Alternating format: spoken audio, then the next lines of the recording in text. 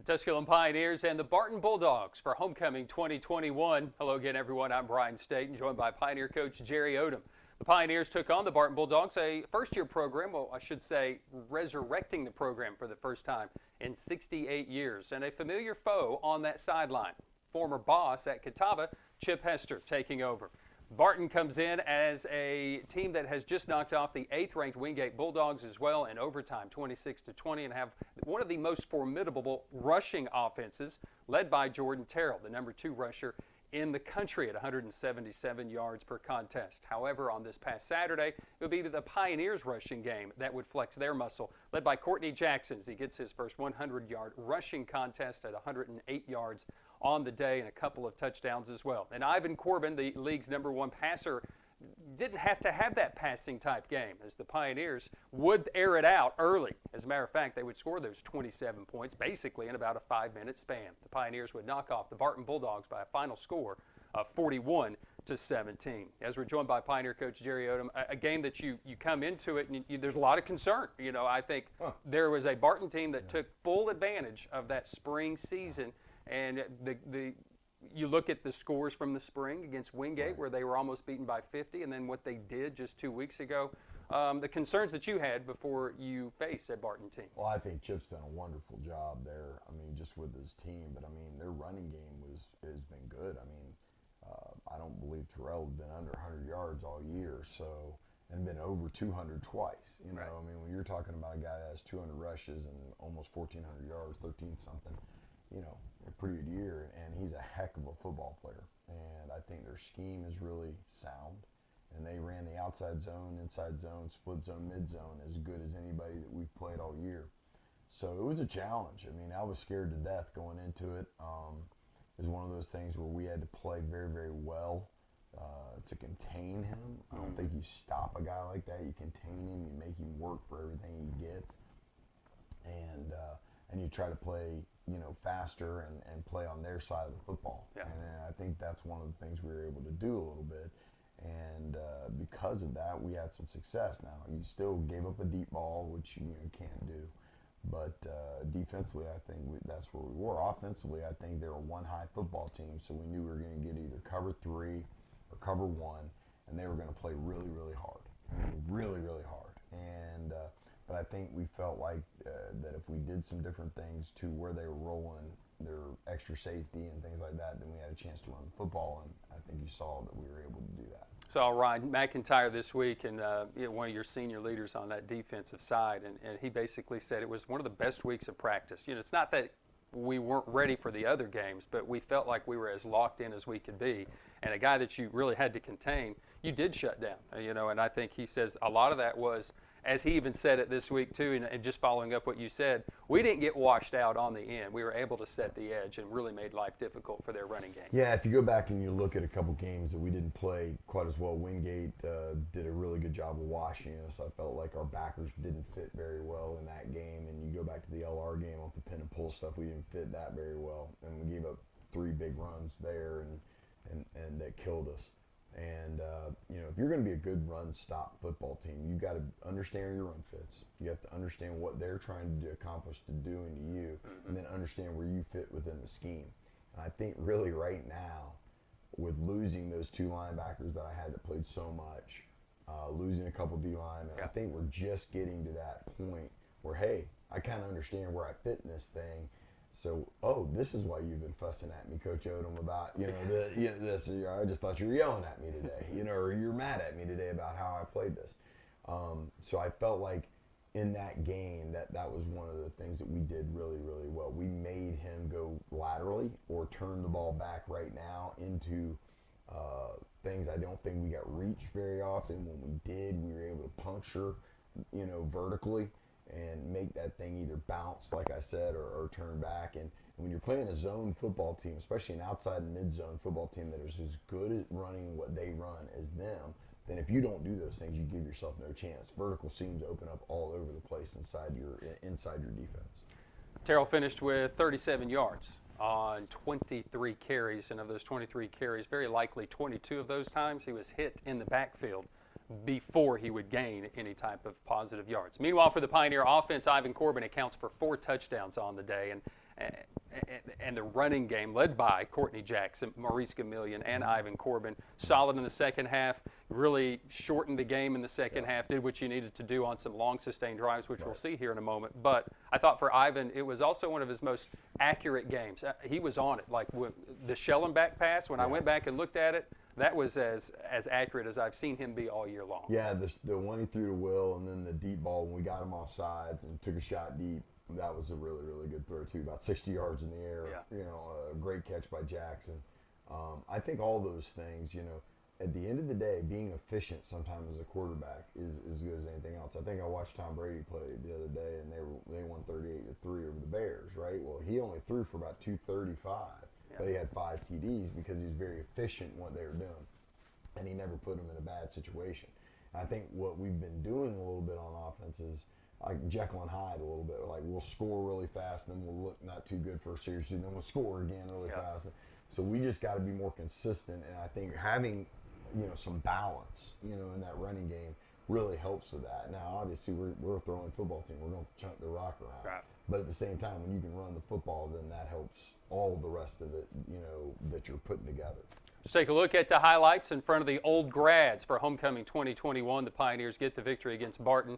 As this highlight will begin, Coach, with somewhat familiar for us. We've kind of given some guys some opportunities after a special teams play, and we were given a gift here over the first couple of drives here for their special teams, and we really took advantage. Yeah, they shanked a punt, hit one about 6 yards. That's never a bad thing. So I think we ended up starting about 34-yard line, 33-yard line, and come out first play, take a shot. Really had a shot at sweeper right here on the very first drive. Just missed with that throw.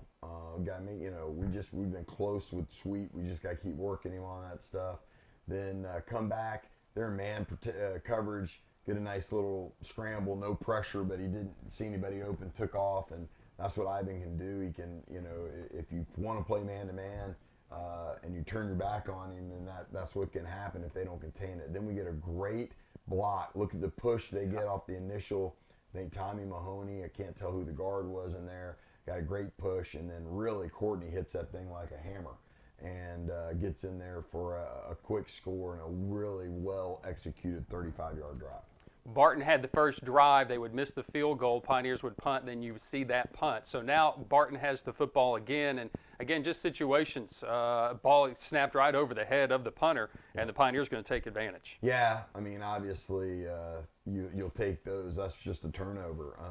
You know, bad snap, young team, made a bad play. And, I mean, obviously, you got to take advantage of this. Now, they kept fighting. I thought, you know, we shouldn't have pulled this. You know, we should have handed this off. This is where Ivan's got to stop. Sometimes he tries to do too much, you know, and we're still working on those things. And he's getting better at those. He is. He's getting better. But then we come back and able to complete a really nice pass in here on the corner route. You know, they bite on the double slants, and we hit the corner route, I think, to Tyler Burke there. Nice throw and catch there for a touchdown. And we missed the extra point, but we're able to go up 13-0.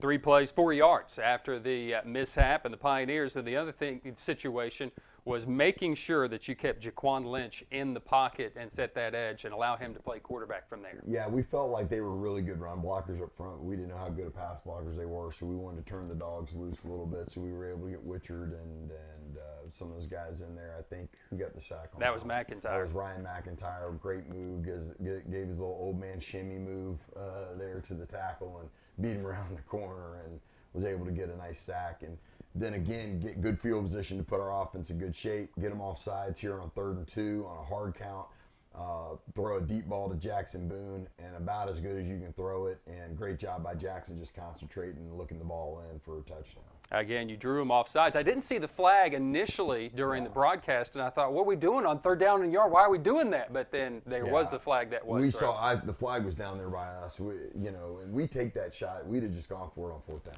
Right, exactly. Well, I agree. So the Pioneers score once again. Then the Pioneers on offense come out, get a good run by Maurice Gamillion for 19 yards. And then this is the play I'm talking about. The Schellenbach catch was, the pass was in coverage, just incredible.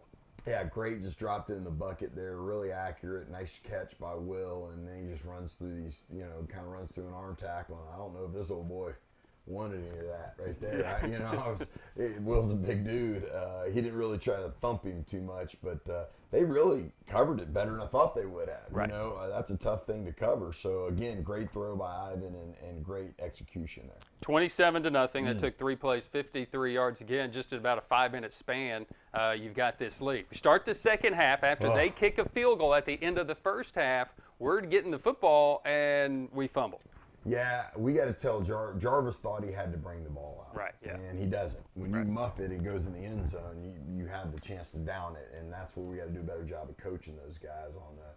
And they ended up getting a 7-yard drive, and then second play of, here they just, 10 gets behind us, and we knew that this was what they were going to do. Yeah. He just outran us. I mean, it wasn't like they surprised us with this. We worked on it all week. He just outran Ticorian there, and good throw and catch by them. So now all of a sudden we let him kind of back in the game. It's 27-17, so we got to settle down and just play. But I think we did that. I mean, this drive was good. We start off with a little outside sweep there, got a little quarterback counter coming back the other way for 10. I think we're 12 on the first one. Just able to kind of mix it up on them. I thought we did a really nice job. This drive began with a pass that was incomplete, but then after that, everything was on the ground. Jackson would run for 13. You would see Corbin go for 10.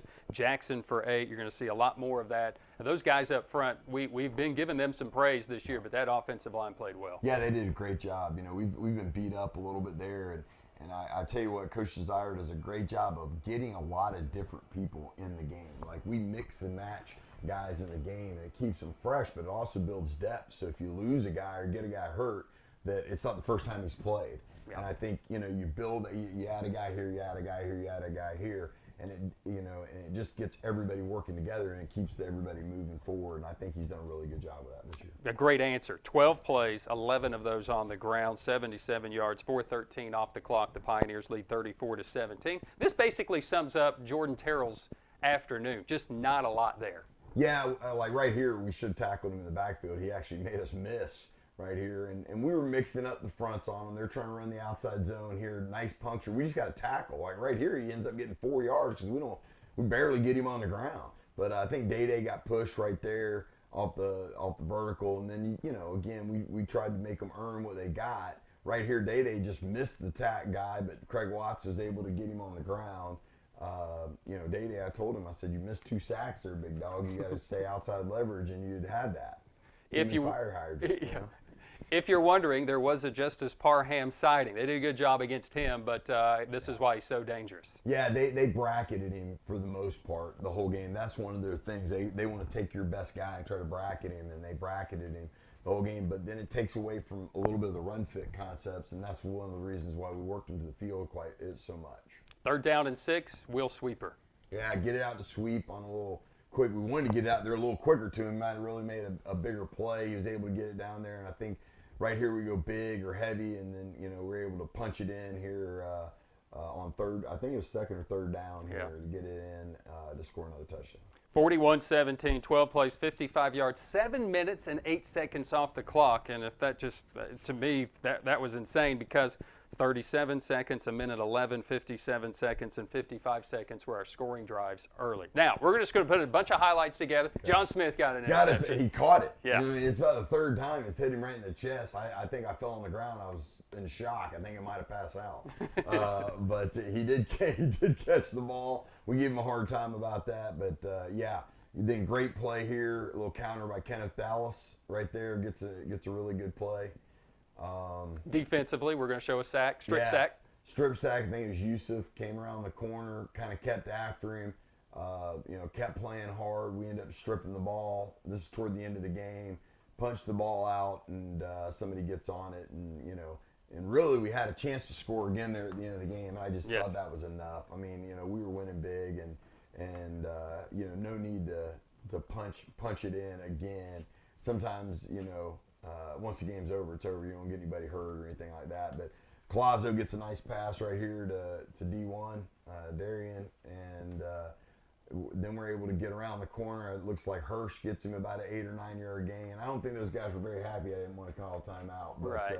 And I get it. They're playing and they're enjoying it, but I just felt like that was the right thing to do as a team. Hurst gets in there, and he had a fan group that was there as well, and so they were super excited just to see him get that run as well. Some of the numbers on the game for the Pioneers: 7 of 13 on third downs. Felt that was super, 54%, and limited them under 40%. 389 yards of offense to their 210, and Tusculum threw for 157. They did throw for 185, but again, it was their rushing numbers coming into this contest where you thought, this is going to be, we have to at least stop that, and that's exactly what you were able to do, in this contest is, what they had 32 rushing attempts, 25 rushing yards total.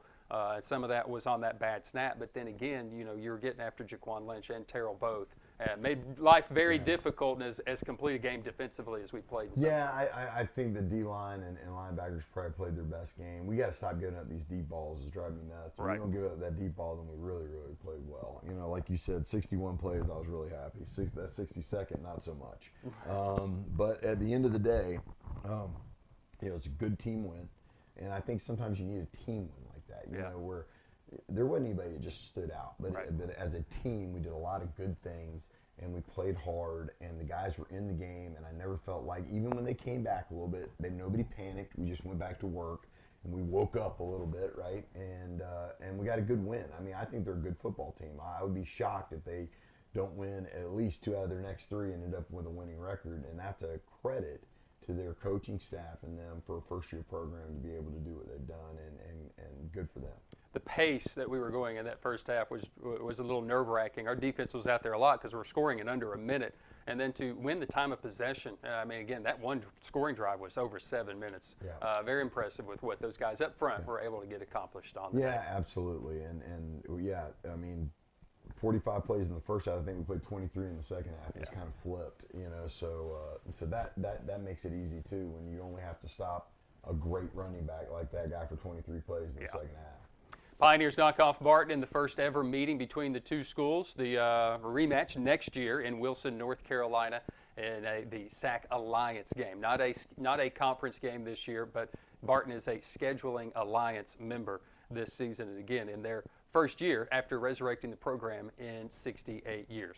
We turn the page. The Pioneers move on to Salisbury, North Carolina. We'll take on the Catawba Indians, and Catawba has just kind of been, they've had some unlucky situations. In the spring, they couldn't really participate. Right. They've already had COVID 2 games this year, so they were out for 2 weeks this season. Right. They do have some wins. They look really, really good, but we're not real sure what we're going to get with Catawba, but we do know they're going to compete, and they've got a quarterback in Avent that is back who has been out for the last couple of years. What do you see about Catawba when you're looking at them and preparing for them this week? Well, I think it starts with them, with Ken Avent. He's a coach's kid, very smart. Can really, really run. I mean, he's got a 54-yard run to his credit this year. He's a guy that they'll put him on the move, sprint him out, zone read, do a lot of different things. They'll give you a lot of different run concepts. Outside zone triple pull, which is like a pin and pull concept, but they're pulling 3 different guys. They throw some RPOs off the backside of those, so you got to be sound on those.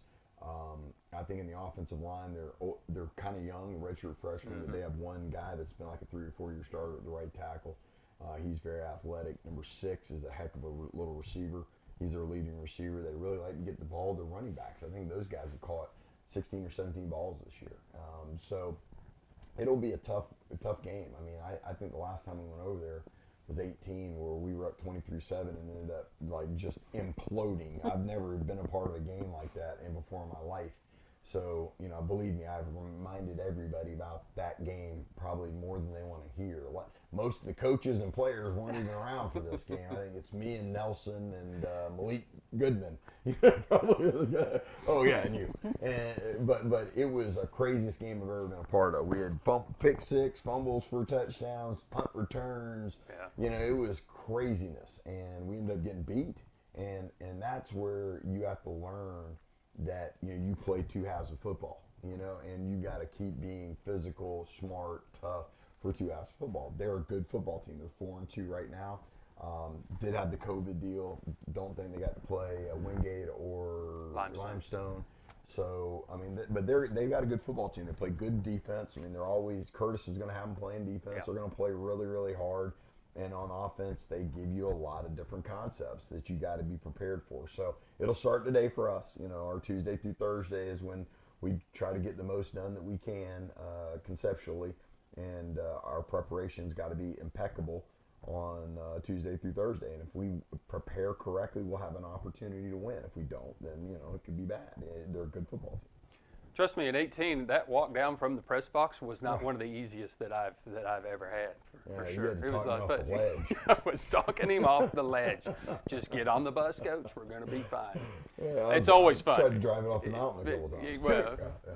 but it is always fun when we go. Whether it's something, it's always something when we go that was to fun. Kentucky. That was not fun. Let's make more fun this year. We'll have a lot more fun. Hopefully. We'll make it fun. We'll just make it up. Yeah, let's just try to make it fun. You can listen to the Pioneer Sports Network coverage. 12 o'clock, we're going to start high noon, so join us for lunch, and then we'll kick off at 1 o'clock. That'll be this Saturday. You can find a live audio link on the Tusculum website through TusculumPioneers.com. Go to the football page and find their schedule, and you can hit the live audio. You can also, for our watchers or listeners here in town, you can go to Jewel955.com, listen online, or 95.5 FM, and listen to the game. That's Tusculum and Catawba. Much better. We're going to have a much better time. I hope so. He's the coach, Jerry Odom. For Dom Donnelly, for Jessica, for Jim, I'm Brian Stayton. You guys have a wonderful time. And until next time, go Pioneers.